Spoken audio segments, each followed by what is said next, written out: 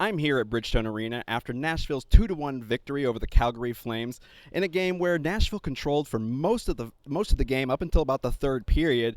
And when it seemed that Nashville had given up that game-tying goal, luckily review did step in and ruled Toffoli's kick a non-goal. But what Nashville did was pretty impressive to hold on to their lead, maintaining their aggressiveness, and of course having UC Saros backstop in a frantic third period that saw Calgary get a ton of shots. But there was one thing about this game that we could have seen coming at least, and I think that's what John Hines and them saw coming, and that's going to be the topic of tonight's One Big Stat.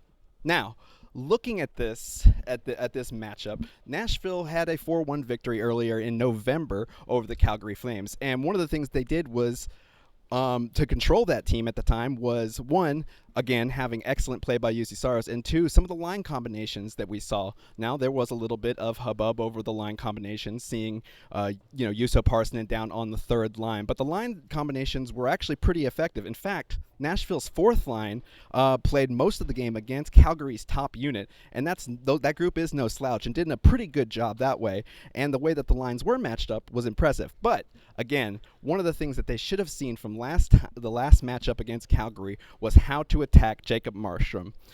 Here is a chart that I've developed over the years. Data is provided by Evolving Hockey. Thank you very much, fellas.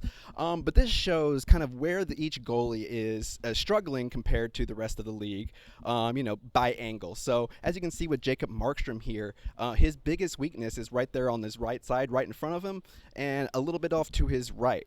Now, why is that important? Well, Nashville did an excellent job attacking that spot in the first game, in the 4-1 victory. They had 15 shots within that area alone, with his area of weakness, and they converted 2 goals in that game.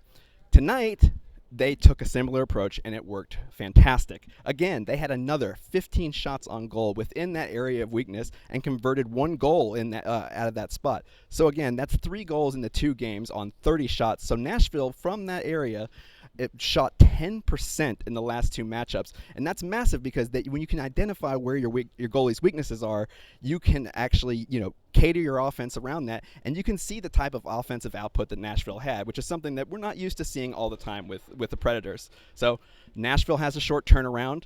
They've got one more game here tomorrow night, 24 hours from now.